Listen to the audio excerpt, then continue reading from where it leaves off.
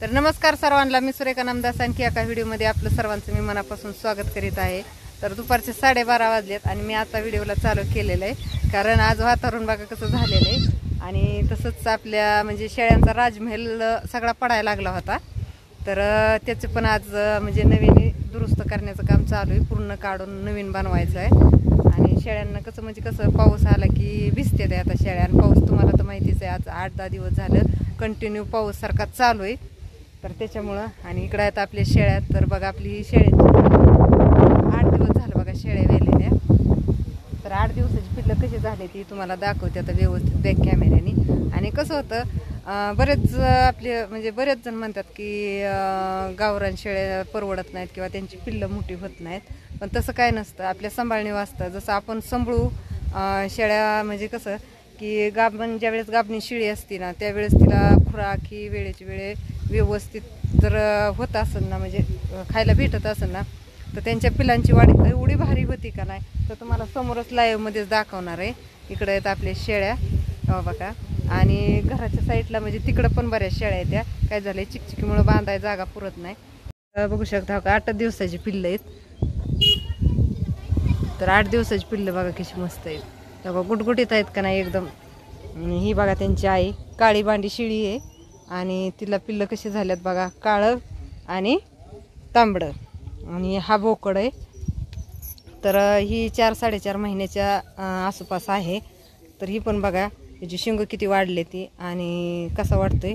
तरीसुद्धा आता सध्या पावसाळा म्हणजे चिकचिकीमुळं ना थोडीशी खाण्याची पण त्यांची आवड होती, कारण आपण चराय पण सोडतो किंवा घरी पण चारा, म्हणजे असं आपलं पूर्ण बंदिस्त नाही किंवा पूर्ण मुक्त शेळीपालन नाही आहे आपलं।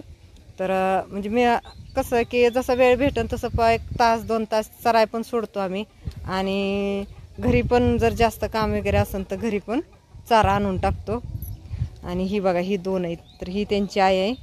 तर ही शिळी आहे 3ऱ्या येताची, आणि हे बघा हिला मागच्या वेळेस हिला 3 पिल्लं झाली, ह्या वेळेस 2 झाल्यात, पाठबोकड झालाय। हे बघा इकडे म्हणजे इकडे पण शेळ्या आहेत त्या 2, इकडे बोकड आहे बघा, ही पाटी आहेत।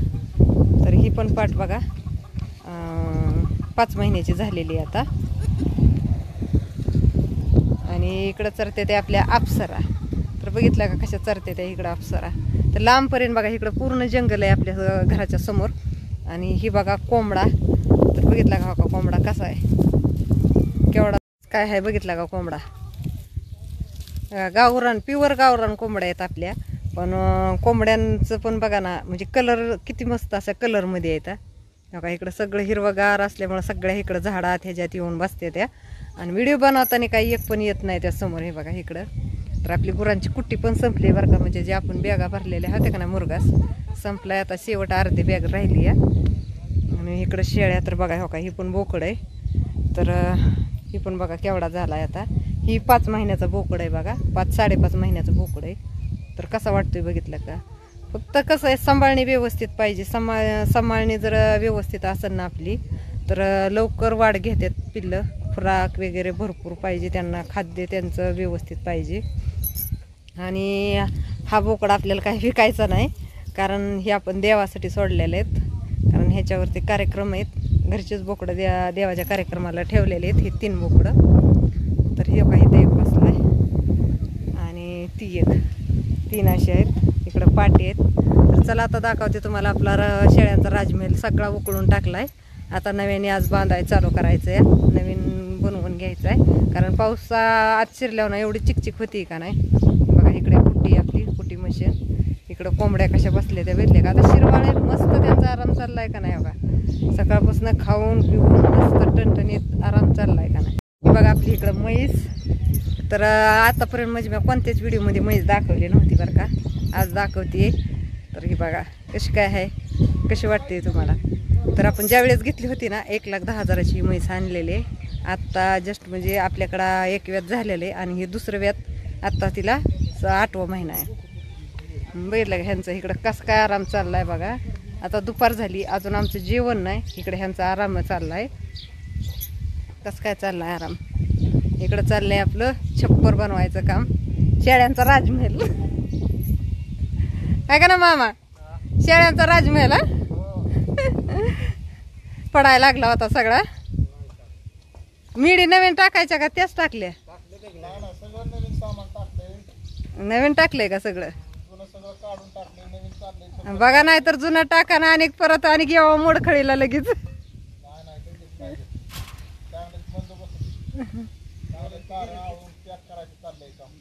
आज होईल का क्लिअर संध्याकाळपर्यंत?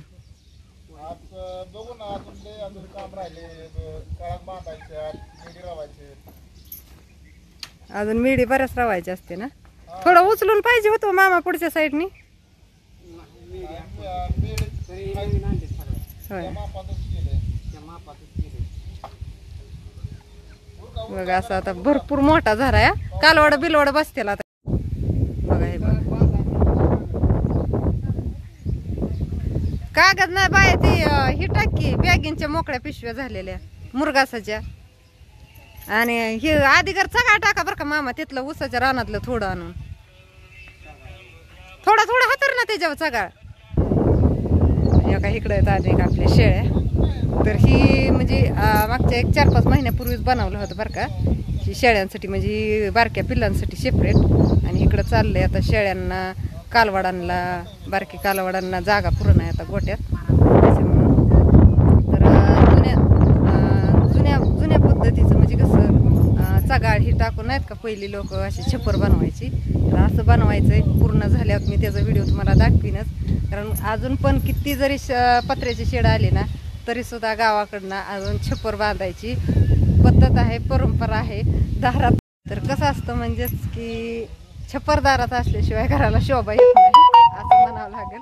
कारण कसं शेळ्या मेंढ्यांना कोंबड्यांना तर आपल्याकडं म्हणजे किती जरी पत्र्यात शेड असलं ना तरी त्यांच्यासाठी सेपरेट आपल्याकडं सगळ्याचं छप्पर असतंच. तुमच्या तिकडे असतं का नाही नक्की मला कमेंट करून सांगा.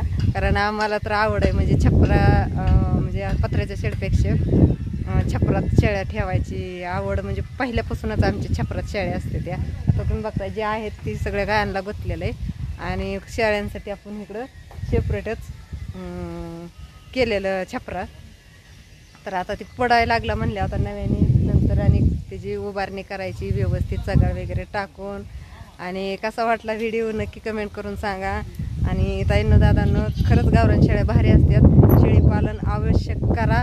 जास्त नाही पण 5-10-5 शेळ्या तरी घरगुती सांभाळा. नाही आपल्याला वेळ नसेल ना फिराय इकडं तिकडं शेळ्या घेऊन दिवसभर चरायला तरीसुद्धा आपण घरी पण बंदिस्त शेळी पालन करू शकतो. तेवढ्या शेळ्यांचं घरी सांभाळू शकतो. कारण त्याला काय दिवसभर फिरायची गरज पडत नाही. कारण ताजून तास सकाळी चारा वगैरे आणून टाकणं किंवा आपल्या शेतात जरी आपण चारा केला तरी पण काही अडचण येत नाही. तर तुम्ही तर बघताय आपलं किती व्यवसाय आहेत. आणि शेतकऱ्यांना शेती म्हणजे प्रत्येक शेतकऱ्यांनी हा जोडधंदा केलाच पाहिजे.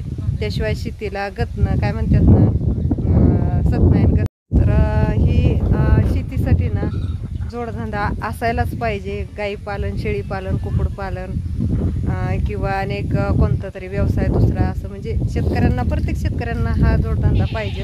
त्याशिवाय शेतकऱ्याला म्हणजे ही होत नाही. कारण कसं ह्यात लॉस झाला तर त्यातनं 4 रुपये होतं त्यातनं हे झालं तर म्हणजे असं लॉसमध्ये कुठला धंदा जाऊ नये. कुठला तरी ह्यातला होतच असतो सक्सेस. तर कसा वाटतोय व्हिडिओ नक्की कमेंट करा, लाईक करा, शेअर करा. तर चला आता भेटूयात पुढच्या व्हिडिओमध्ये. तर बाय सर्वांना.